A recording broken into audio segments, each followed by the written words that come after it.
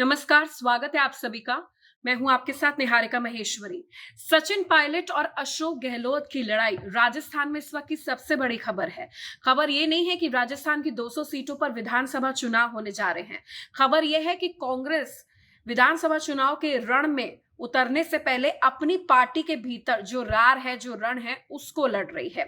अशोक गहलोत के ऐलान के बाद कि वो पार्टी का फेस होंगे, सचिन पायलट के जो तेवर हैं उसने कांग्रेस को टेंशन दे दी है।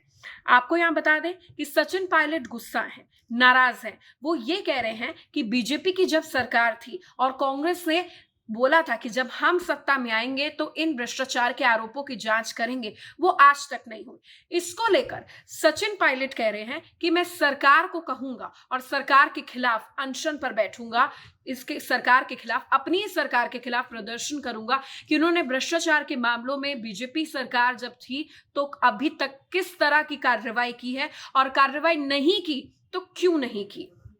इसके बाद कांग्रेस ने एक बड़ा कदम उठाते हुए एक बयान जारी किया है, जिससे साफ संकेत मिल गए हैं कि आने वाले राजस्थान के चुनाव में कांग्रेस गहलोत के चेहरे पर उतरने वाली है। पायलट के अनशन के ऐलान के बाद कांग्रेस नेता जयराम रमेश ने कह दिया है कि पार्टी में मुख्यमंत्री अशोक गहलोत के कार्यकाल में ऐतिहासिक उपलब्धियां हुई हैं। इसके आधार पर पार्टी इस साल के अंत में लोगों से नए सिरे से जनादेश मांगेगी। इस वक्त अपने दर्शकों को बता दें कि सचिन पायलट को लेकर लगातार खबरें सामने निकल कर आ रही थी कि कैसे भी करके समझाइश हो, और अगर कांग्रेस कचरा कचरा हो गई है तो 2023 और 2024 की रेस कैसे जीतेगी, क्योंकि उनके अपने ही, चाहे वो एलाइज हो या फिर अपने ही कुछ नेता हो, अपनों के खिलाफ हो गए हैं। किसी भी तरीके का कांग्रेस में अपनापन देखने को नहीं मिल रहा है। सचिन पायलट बड़ा आरोप लगा रहे हैं, भ्रष्टाचार के खिलाफ हमारी सरकार मजबूती से कार्रवाई नहीं की है, इसीलिए पूर्व मुख्यमंत्री वसुंधरा राजे के खिलाफ खान घोटाले की सीबीआई जांच नहीं हो पाई और ना ही ललित मोदी कांड पर किसी भी तरीके का एक्शन हुआ, और उसी को लेकर हमारी पार्टी फजीहत में है और उसी को लेकर पार्टी मुंह की खा सकती है विधानसभा चुनाव में। तो एक दिन के अनशन में सचिन पायलट आ गए हैं।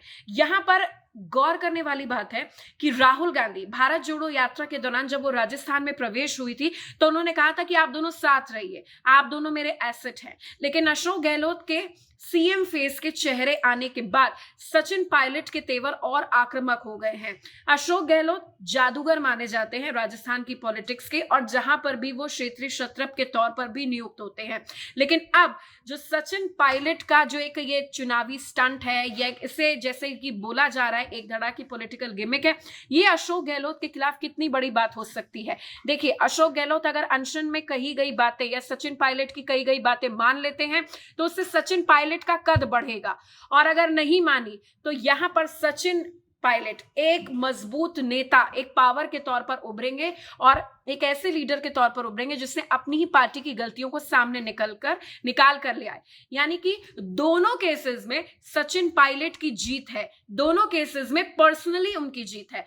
लेकिन इस तरह की टेंशन कांग्रेस में दिक्कत लेकर आई है कि भाई वो चुनाव लड़े कि अंदर जिस तरीके से भीतरगात हो रहा है या अंदर जिस तरीके से पॉलिटिकल रिफ्ट है उसको संभाले। साफ तौर पर भारतीय जनता पार्टी को तो एक मुद्दा मिल गया है, लेकिन ये कह सकते हैं कि लाख मान मनोबल के बाद, राहुल गांधी के आने के बाद, आला कमान कहने के बाद, ये जो पॉलिटिकल ईगो की लड़ाई है, गहलोत वर्सेस सचिन पायलट की लड़ाई, ये थम नहीं रही है, ये उड़ान और ले रही है, और इस उड़ान से कांग्रेस का जो प्लेन है उसका क्रैश होना तय है।